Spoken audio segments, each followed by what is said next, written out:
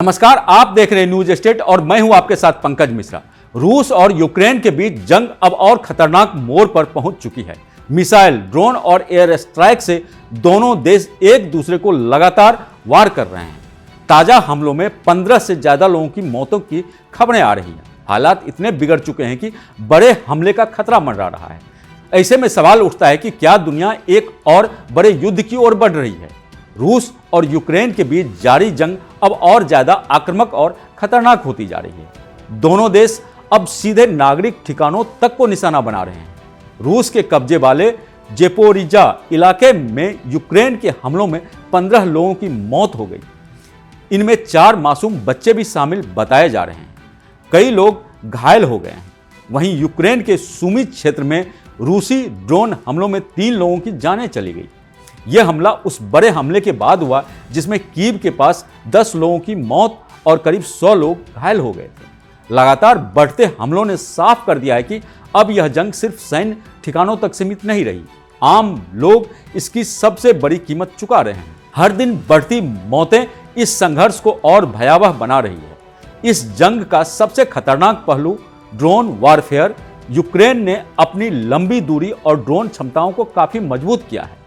अब वह रूस के अंदर तक हमला कर रहा है। तेल रिफाइनरी, ईंधन डिपो और लॉजिस्टिक हब उसके निशाने पर हैं। ट्यूमेन ऑयल रिफाइनरी में ड्रोन हमले के बाद आग लगने की खबर है। इसके अलावा और कई ऑयल रिफाइनरी पर ड्रोन हमले की खबर आ रही है।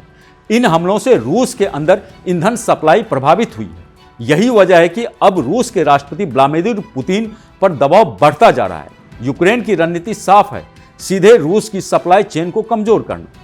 इससे जंग का संतुलन बदलता हुआ नजर आ रहा है और रूस की सुरक्षा व्यवस्था पर भी सवाल खड़े हो रहे हैं। दूसरी तरफ रूस भी पीछे हटने के मूड में नहीं है।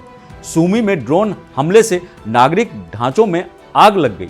वहीं एक शॉपिंग सेंटर पर हमला हुआ जिसमें भारी तबाही हुई, कई लोग घायल हुए। यूक्रेन के राष्ट्रपति जेलेंस्की ने चेतावनी दी है कि रूस अगले 48 घंटों में बड़ा मिसाइल हमला कर सकता है। खुफिया रिपोर्ट्स भी इसी ओर इशारा कर रही है, यानी आने वाले दिन अहम और खतरनाक हो सकते हैं। जंग अब एक नए फेज में प्रवेश कर चुकी है, जहां सिर्फ जवाबी कार्रवाई नहीं बल्कि बड़े पैमाने पर हमले की तैयारी है। ऐसे में किसी भी समय हालात और बिगड़ सकते हैं। अंतर्राष्ट्रीय स्तर पर भी इस जंग का असर साफ दिख रहा है। नाटो देश अब अलर्ट पर है। रोमानिया ने अपने एयर स्पेस में घुसे ड्रोन को मार गिराया। लगातार दूसरी बार ऐसा हुआ है जब किसी नाटो देश में ड्रोन घुसपैठ हुई। इससे खतरा और बढ़ गया है कि यह जंग अब सीमाओं के बाहर फैल सकती है। वहीं खबर है कि यूक्रेन के राष्ट्रपति जेलेंस्की जल्द ही अमेरिका में राष्ट्रपति डोनाल्ड ट्रंप से मुलाकात कर सकते हैं। इस मुलाकात को कूटनीतिक रूप से बेहद अहम माना जा रहा है। लेकिन सवाल वही है, क्या बातचीत से हल निकल पाएगा या जंग और भड़केगी? फिलहाल हालात यही बता रहे हैं कि दुनिया एक बड़े टकराव की तरफ बढ़ रही है। तो रूस यूक्रेन जंग अब और खतरनाक होती जा रही है। हमले तेज हैं, खतरा बड़ा है और दुनिया की चिंता भी बढ़ती जा रही है। क्या यह जंग थमेगी और भड़केगी? इस खबर पर आपकी क्या राय है? हमें जरूर बताएं। देखते रहे न्यूज स्टेट। नमस्कार।